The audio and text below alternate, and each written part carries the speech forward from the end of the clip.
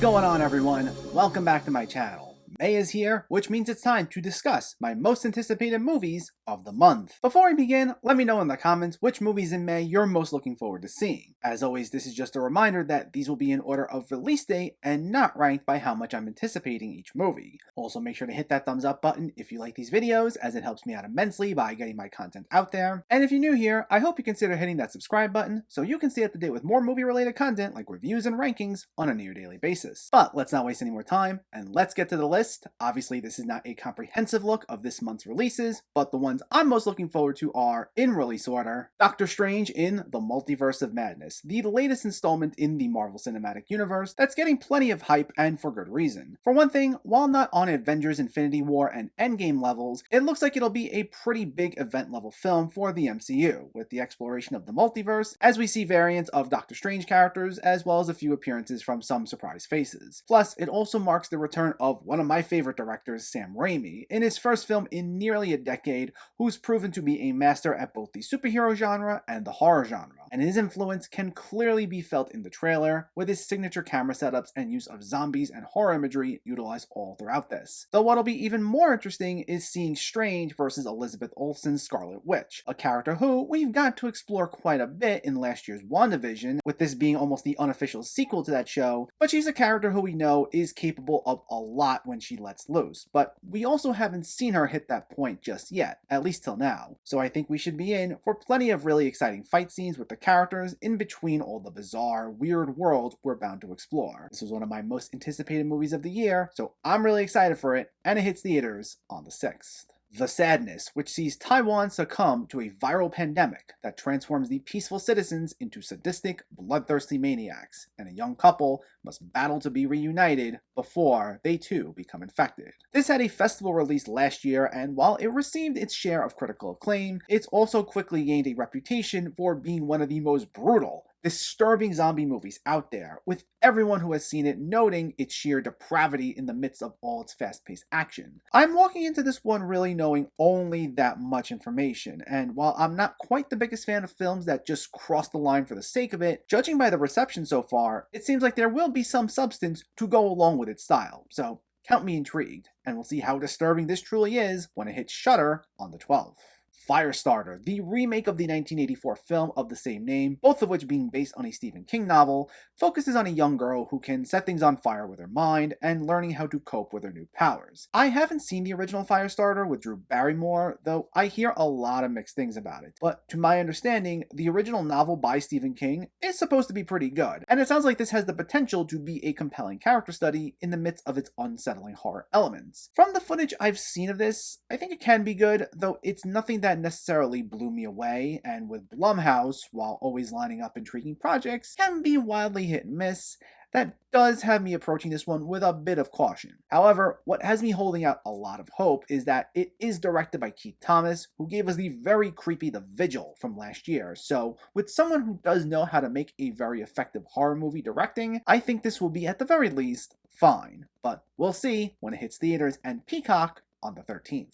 The Innocence, which takes place during a bright Nordic summer, where a group of children reveal their dark and mysterious powers when the adults aren't looking. This premiered last year at Cannes Film Festival and already had a local release in Norway, and all of the reactions so far have been highly positive. It seems to be one of those less is more sort of films, where it keeps things fairly minimalistic, but from the sounds of what everyone's been saying, it makes the most of it to deliver a lot of intense thrills. And I think, given the focus being on younger protagonists, similar to Firestarter, it has the potential to be a really compelling character study in between all of its genre thrills. Given how highly regarded it is already, I'm all on board, and it hits theaters and VOD on the 13th.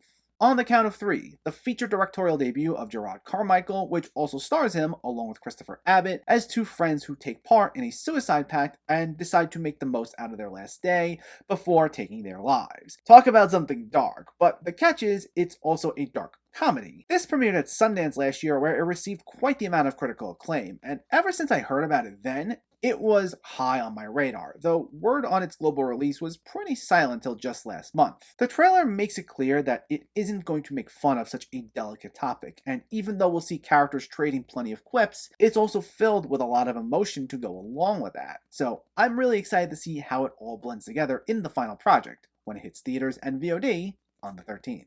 Pleasure, which focuses on a young woman who travels to LA to become an adult film star, only to realize that fame doesn't come easy. Distributed by Neon, this one premiered at the 2021 Sundance Film Festival, where it received a lot of positive reviews for its handling of provocative subject matter. Now, from the looks of the trailer, it didn't seem like anything too mind-blowing, kind of coming off as your typical rags to riches sort of story, but based on all the word of mouth surrounding it, it seems like it has a lot more to say than you think it would. So consider me intrigued and hoping that it's a little more clever than it lets on. I don't have a ton to say about it, but I'm going into it hopeful that it'll surprise me, and it gets a limited theatrical release on the 13th. Chip 'n Dale Rescue Rangers, the meta-comedy from The Lonely Island that sees John Mulaney and Andy Samberg as the two title characters who reunite after 30 years to solve another case when cast members from their old show begin to disappear. So, I was excited when this was very first announced some time ago, knowing that The Lonely Island was behind this, but I still was not expecting what we've seen from the trailer so far. This feels like the Who Framed Roger Rabbit of the 21st century, and despite its heavy use of Disney characters, it seems like it's less tonally like something out of your typical Disney project, and instead comes off like a slightly edgier, witty, and clever movie that takes shots of all sorts at the entertainment industry, particularly within animation. And with a stacked cast of talented actors and comedians like Seth Rogen, J.K. Simmons, and Will Arnett as a middle-aged Peter Pan, among many others, this has some serious cult movie potential that I'm completely on board with. I have a lot of high hopes for this one, and it hits Disney Plus on the 20th. Emergency, which focuses on 3 college students who return home to find a woman unconscious in their apartment, and they try to get her to safety without drawing suspicion. This just hit Sundance earlier this year, and it's been praised as one of the highlights of the festival, and it seems like my sort of movie, mixing a very heightened thriller with dark humor. We only just got a trailer for this one, and it looks to be exactly what I think it's going to be, with a lot of snappy dialogue and self-awareness in between all of its thrills. And as our leads, it has RJ Cyler from Me and Earl and the Dying Girl, as well as Sabrina Carpenter, who I've both come to enjoy very much, and with the subject matter this intriguing, I think this will be a really fascinating watch. This one gets a limited theatrical release on the 20th, followed by an Amazon Prime release on the 27th. Men, which stars Jessie Buckley as a young woman who goes on a solo vacation in the English countryside after the death of her husband. We get the return of Alex Garland in his 3rd feature film, whose first movie Ex Machina I absolutely loved, while I also enjoyed his 2nd film Annihilation a lot as well. But this is a director who always explores such fascinating concepts through a heavy genre lens, so that anytime he's got something in the works, I'm immediately on board. This seems to be a bit more contained than Annihilation, but it seems from the trailers that it's clearly hiding a lot more than it lets on, and it has the possibility to get really weird. So I'm excited to see what sort of surprises he has in store for us, and we'll find out when it hits theaters on the 20th.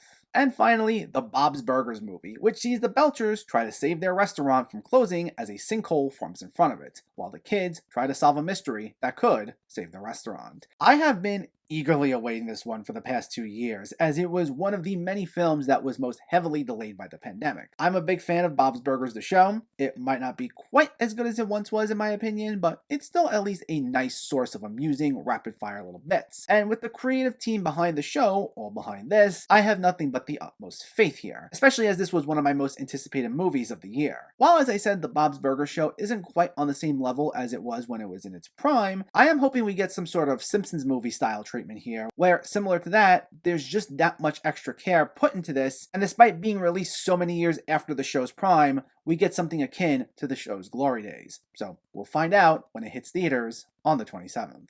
But let me know, which movies in May are you most looking forward to seeing? Was it something I listed here? Was it something I left off? Let me know in the comments below so we can discuss. Also, if you enjoyed this video, please give it a like and share it. And for more movie reviews and film discussion, please make sure to hit that subscribe button to stay updated. Thanks for watching everyone, and keep having fun with film.